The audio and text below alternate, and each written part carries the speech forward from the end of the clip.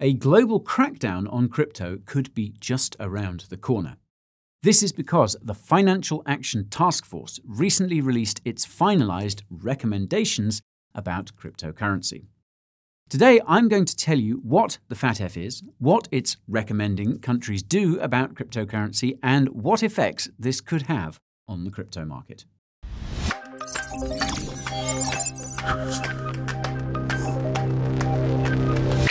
Before we continue, there's something I need to tell you. This video contains education and entertainment only. Contact your financial advisor if your wallet is feeling lonely. If this is your first time in this corner of the tube, my name is Guy and crypto is what I do. The Coin Bureau is home to the highest quality crypto content on the internet. Coins, tokens, news, reviews, market moves, and a bunch of other topics you haven't heard of yet. If you're looking to take your knowledge of crypto to the next level, subscribe to the channel and ping that notification bell. If you've got things to do or places to be, feel free to skip around using the timestamps beneath me. Just remember that watching until the end will help you succeed in cryptocurrency. That's all you need to know about the Coin Bureau Nation. Now let's dig into the FATF's crypto recommendations. If you've never heard of the FATF before, here's what you need to know.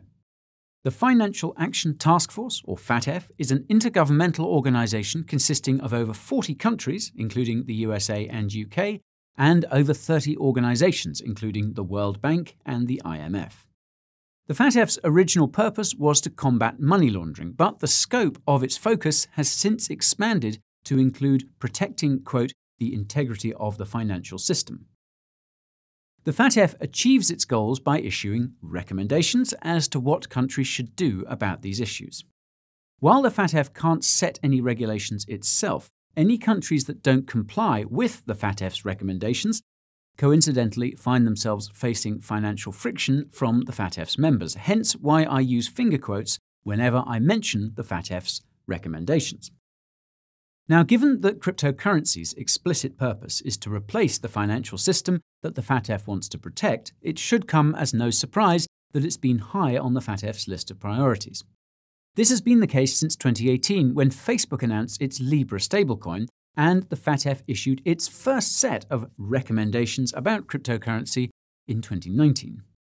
These focused around collecting KYC for anyone interacting with virtual asset service providers, or VASPs, such as cryptocurrency exchanges, and tracking any crypto transaction worth more than $1,000 in accordance with the FATF's infamous travel rule. Now, if you're wondering why the FATF's travel rule exists, it's because every transaction worth more than $1,000 is involved in money laundering, obviously.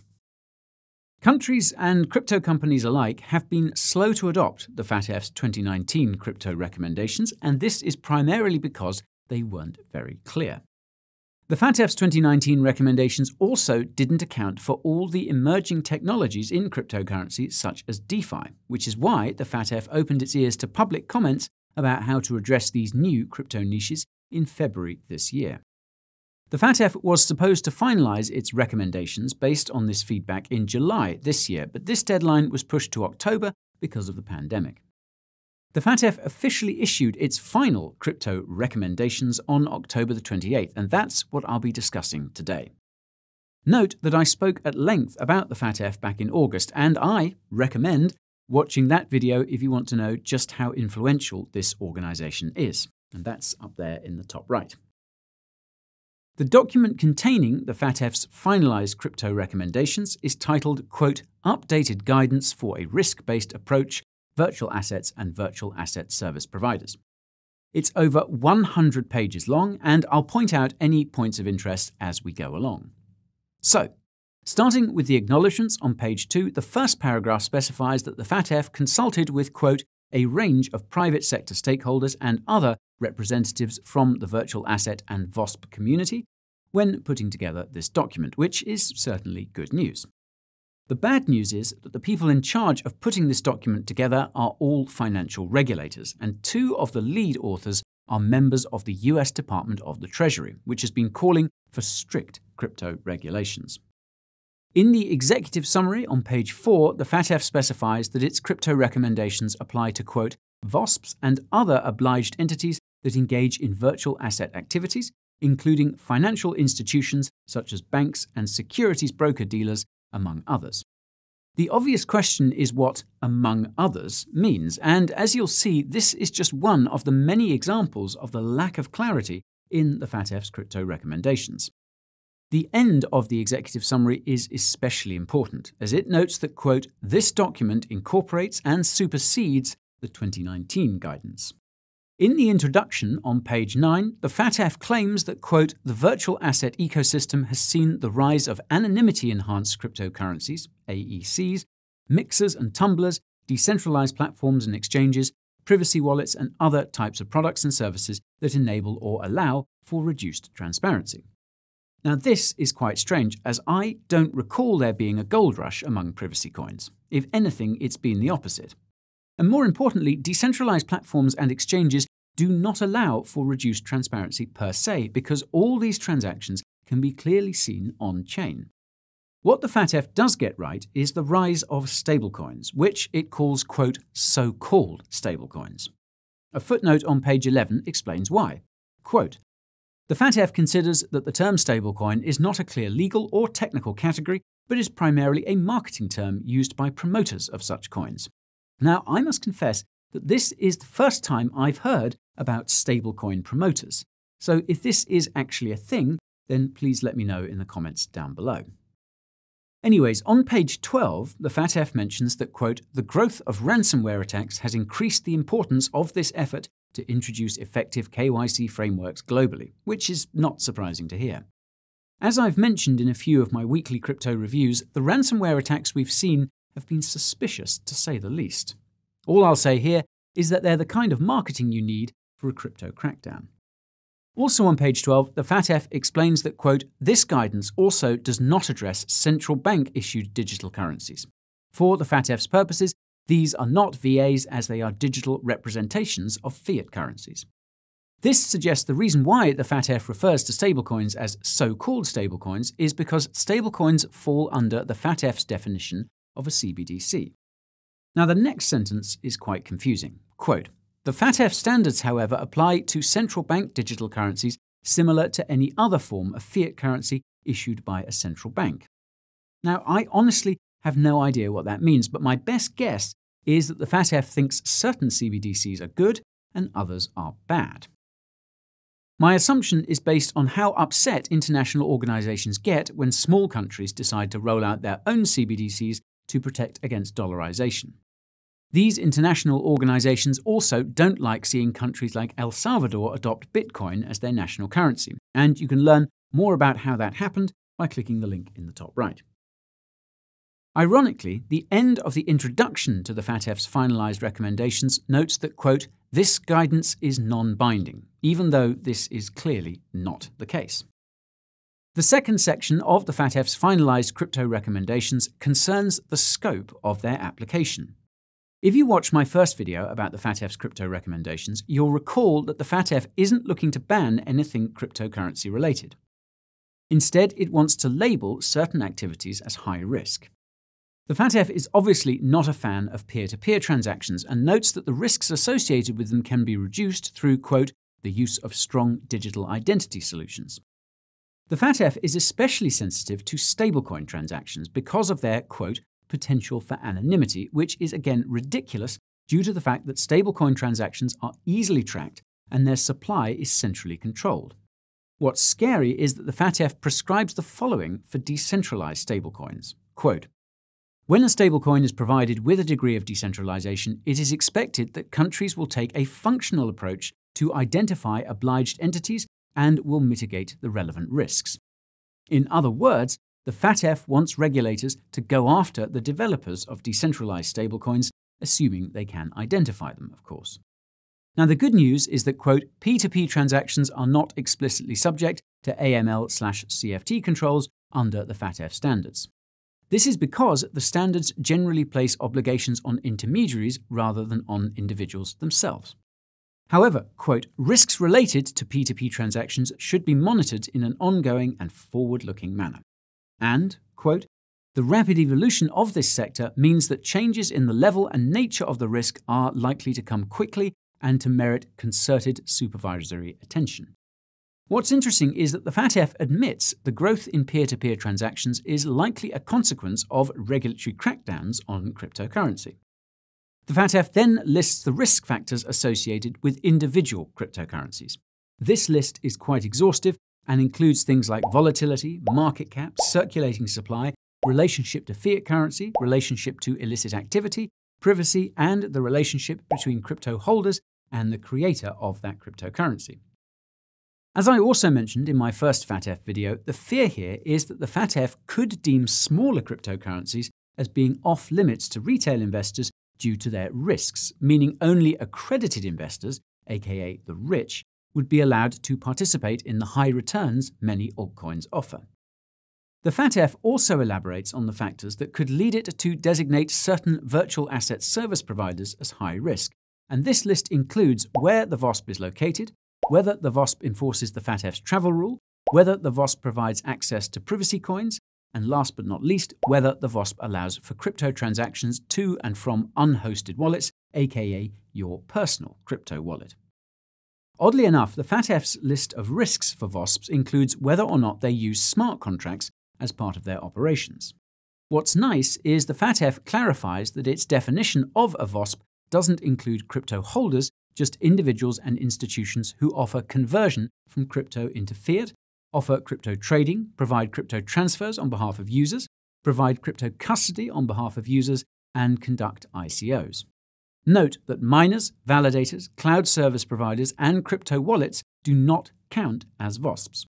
As for DeFi protocols, the FATF notes a little later that, quote, owners and operators or some other persons who maintain control or sufficient influence in the DeFi arrangements, even if those arrangements seem decentralized, may fall under the FATF definition of a VASP where they are providing or actively facilitating VASP services. And that, quote, where it has not been possible to identify a legal or natural person with control or sufficient influence over a DeFi arrangement, there may not be a central owner/operator that meets the definition of a VASP. So, put simply, if a DeFi protocol is truly decentralized, then regulators can't do anything, and the same goes for truly decentralized stablecoins. The FATF then goes on to give an unnecessarily long definition of what a virtual asset is, and notes that NFTs don't count as virtual assets and therefore don't concern the FATF. Good news, to say the least. What is concerning, though, is that the FATF says on page 33 that, quote, the FATF envisions very few virtual arrangements without VASPs involved at some stage if countries apply the definition correctly. In other words, the FATF doesn't want any crypto transactions taking place without an intermediary such as a cryptocurrency exchange. Luckily, quote, a person that creates or sells a software application or a VA platform, i.e. a software developer, does not constitute a VASP, meaning crypto devs are outside of the FATF's reach unless their software provides any of the 5 services I outlined a few moments ago. The FATF concludes its section on the scope of its recommendations with, quote, countries may choose to extend their regulatory regimes to include other digital assets and entities beyond the FATF definition of virtual asset and VASP. The second section of the FATF's finalized crypto recommendations relates to how governments should approach regulating cryptocurrencies and crypto companies. These are basically the FATF's actual recommendations, and I've changed their numbering and trimmed the fat to make them easier to understand. So, first, governments need to assess the risks associated with the cryptocurrencies and crypto companies operating in their countries. Second, governments need to make sure that regulations they implement account for the rapid evolution of cryptocurrency. Third, governments need to pay very close attention to the adoption of stablecoins, especially before they launch. I think I just heard the sound of a stable door closing there, no pun intended. Anyways, the fourth step governments need to take is to do an in-depth analysis on peer-to-peer cryptocurrency transactions happening in their jurisdiction. If these peer-to-peer transactions fail to meet the FATF standards, governments should consider engaging in a series of sanctions, including preventing cryptocurrency exchanges from accepting cryptocurrencies from certain wallets. Fifth, governments need to closely monitor how well FATF standards are being applied by VASPs located in other countries and sanction them if they haven't fallen in line with the FATF's recommendations. I reckon this is what happened to Binance earlier this year and why it subsequently applied KYC. Sixth, governments need to work closely with other governments to make sure cryptocurrencies and crypto companies are being regulated in accordance with these recommendations. Seventh, governments need to make sure they classify cryptocurrencies appropriately. And speaking of which, you can learn about the different types of crypto categories by watching my video about that, and it's up in the top right. Anyhow, I digress. The eighth thing the FATF says governments should do is track cryptocurrency transactions for illegal activity and confiscate them wherever possible. The individuals or institutions engaging in this illicit activity should obviously be met with sanctions as well. Ninth, governments should look to freeze the assets of any criminals whenever they can, something which has been done many times with the help of decentralized stablecoin issuers, by the way. The 10th suggestion is surprising, and that's that governments should take care to protect non-profit organizations from financial crimes involving cryptocurrency. 11th, governments should keep detailed records of all their crypto tracking activities. 12th, governments should, quote, designate one or more authorities that have responsibility for licensing and/or registering VASPs. 13th, governments need to pay attention to where VASPs are registered, noting that most VASPs should be registered in the countries they originated from. Now, this begs the question of how long crypto companies will be able to continue operating out of tax havens. I will point out that most crypto projects start out in tax havens and work their way into more regulated jurisdictions once they've grown large enough. Mandating VASPs to register in their country of origin could make it harder for new crypto projects to emerge from certain countries and territories. Anyways, the FATF's 14th recommendation flows from the 13th, and that's that governments should also create an authority whose job is to make sure VASPs are registered in this manner. 15th, governments should make sure that all VASPs are collecting KYC from the moment they begin operating. 16th, governments should be extra strict with any VASPs that support stablecoins, in case that wasn't already clear enough. 17th, governments should work closely with other governments to make sure everyone is abiding by all this FATF stuff. 18th, governments should, quote, ensure that financial institution secrecy laws do not inhibit the implementation of the FATF recommendations. In short, no financial privacy allowed if the FATF is around. 19th, governments should make sure that every cryptocurrency transaction above $1,000 is reported to the relevant authorities. 20th, governments should consider tracking so-called occasional transactions too, and these are any cryptocurrency transactions worth less than $1,000. 21st, governments should consider any cryptocurrency or crypto company as being high risk if it offers any kind of privacy. 22nd, governments should collect detailed information on any individual or institution considered to be engaging in high-risk activities. 23rd, governments should ensure that all relevant information about keeping in line with the FATF's recommendations is up to date. 23rd, governments should keep these records for at least 5 years, quote, in such a way that individual transactions can be reconstructed and the relevant elements provided swiftly to competent authorities. 24th, governments should be mindful of any politically exposed persons or PPEs involved in cryptocurrency. 25th, governments should assess the risks associated with any new crypto technologies that emerge and address them appropriately. 26th, governments should pay close attention to any bank or wire transfers associated with VASPs. 27th, governments should make sure that VASPs are reporting this along with any other crypto-related information, quote, immediately and securely to the relevant regulators. 28th, governments should consider requiring both individuals and institutions to include memos in cryptocurrency transactions containing identifying information, which is pretty crazy. 29th, governments should make a list of all VASPs in all jurisdictions to simplify compliance with the FATF's recommendations. 30th, governments should enforce the travel rule requirement as soon as possible. If you're wondering how soon, Nota Bene, a FATF compliance company that recently partnered with Tether, notes on its website that this will happen no later than June 2022.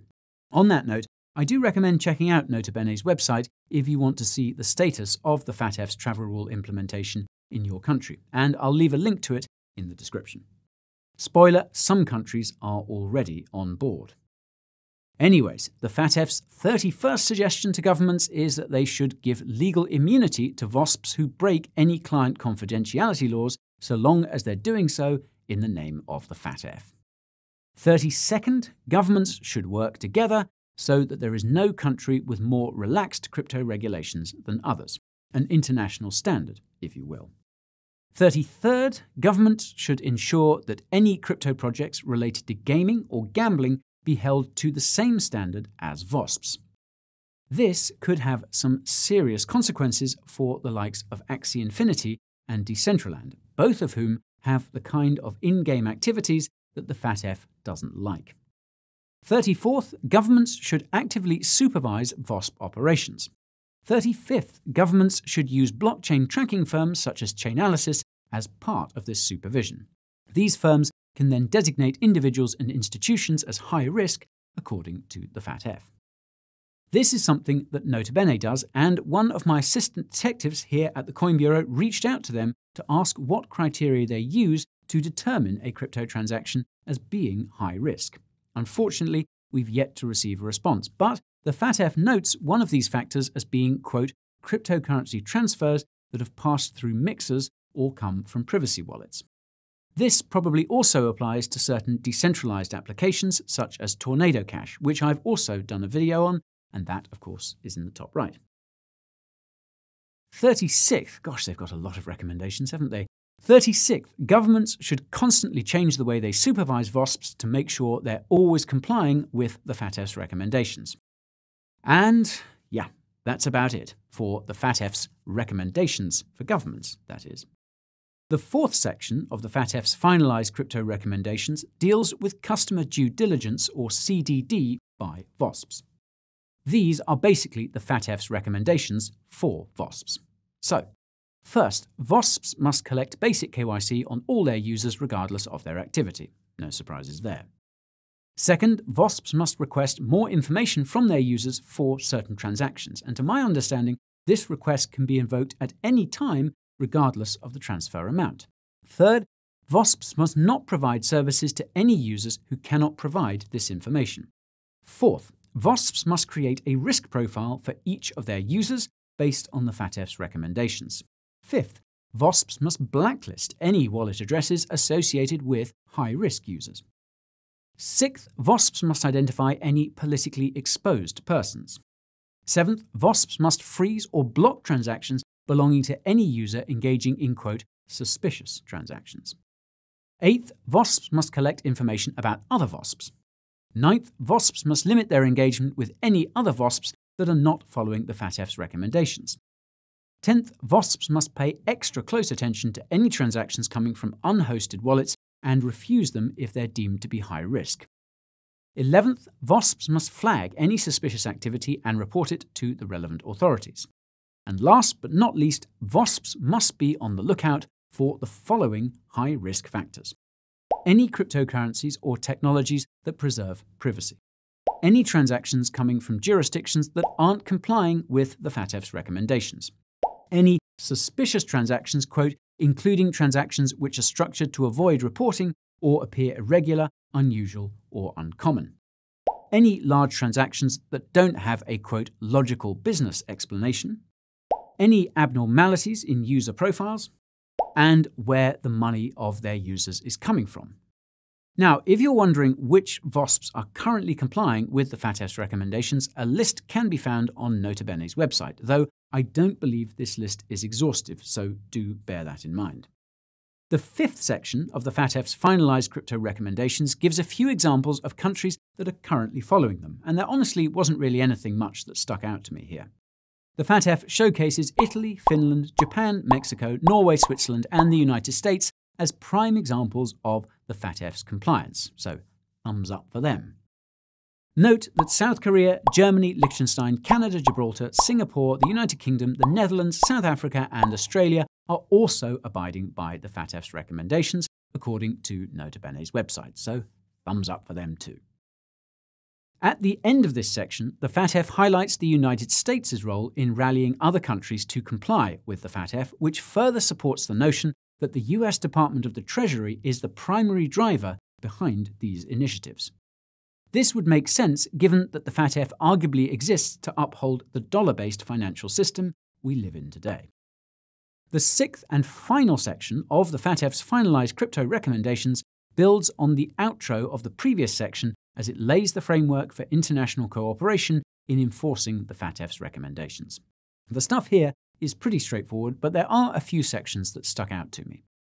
For starters, the FATF stresses the speed at which information must be shared between countries, given that cryptocurrency transactions are instant compared with standard bank transfers, which can take days.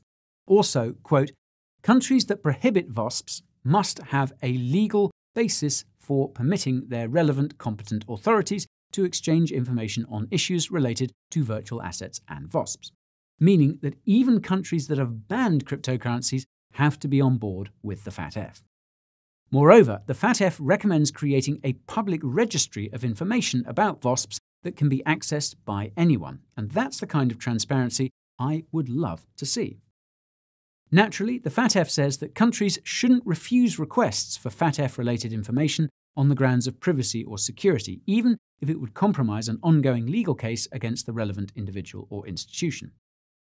The FATF also briefly touches on the data sharing that should occur if a VASP is hacked, given that VASPs are storing so much sensitive information about their users in a centralized manner.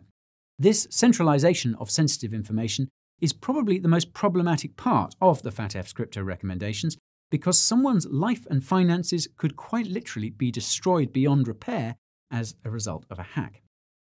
The FATF concludes without a conclusion, so allow me to fill in the blank. Now, believe it or not, but the FATF's crypto recommendations could actually be very good for the crypto market. This is because these recommendations will make institutional investors more accepting of cryptocurrency. In case you missed the memo, institutional money makes up most of cryptocurrency's market cap, and their investments will accelerate as these recommendations become widespread. More importantly, the recommendations will force cryptocurrency to focus on decentralization, and this is something that is badly needed. Most cryptocurrencies, many DeFi protocols, and almost every stablecoin are centralized. That is the harsh truth. As far as I can tell, this is because centralization allows for speed, not just in terms of transactions per second, but also development, which is crucial in a competitive cryptocurrency environment. Centralization also allows for some degree of security because the person or company behind the crypto project can intervene when something goes wrong. However, this puts these crypto projects in the same bucket as financial institutions in the eyes of domestic financial regulators and international financial organizations such as the FATF, and honestly, they're not wrong. This doesn't mean that the FATF's crypto recommendations are right, though, quite the contrary. What the FATF is ultimately calling for is an insane centralization of control that will make the crypto industry no different from the current financial system, and, in fact, even worse. The FATF clearly has zero respect for financial privacy and financial freedom, and it's literally willing to violate national laws to get the information it wants. This is not surprising given that KYC requirements in finance were introduced as a part of the Patriot Act, which was supposed to be temporary. As you can see, KYC has become permanent, and so too has the mass surveillance of citizens by governments that the Patriot Act prescribed.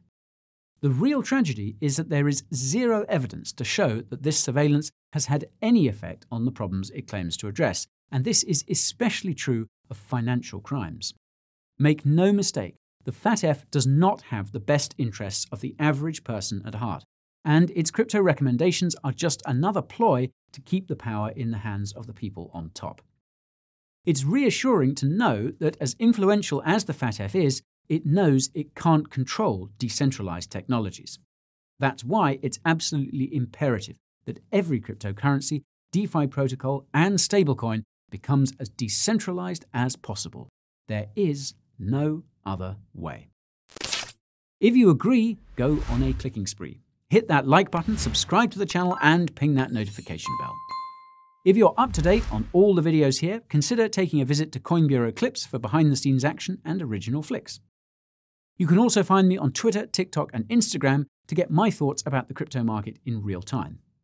If you feel like you're falling behind with the crypto market, join my free Telegram channel for daily crypto updates that you can't afford to miss.